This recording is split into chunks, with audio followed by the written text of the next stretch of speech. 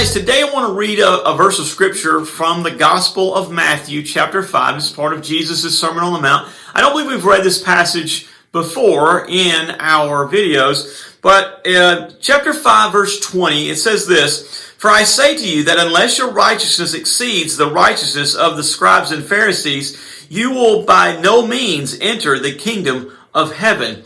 Now, what Jesus is trying to say to the people that are listening is, do not compare yourself to the scribes and Pharisees and think that if you just do as good as they are doing, that somehow you have done enough to earn your way into heaven.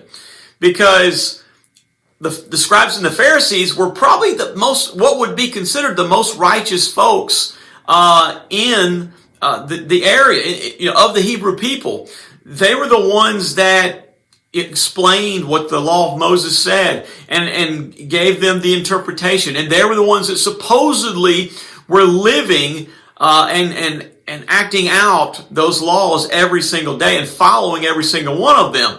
Well, we know that in truth, nobody is holy. No one is righteous. All of us, as Isaiah 53:6 says, all of us like sheep have gone astray. Each one of us has turned to our own way.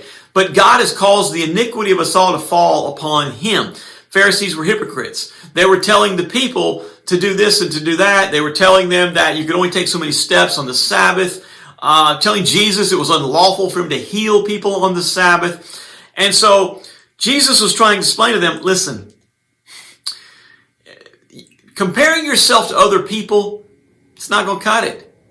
We have to compare ourselves to holiness and the righteousness of God and Jesus Christ.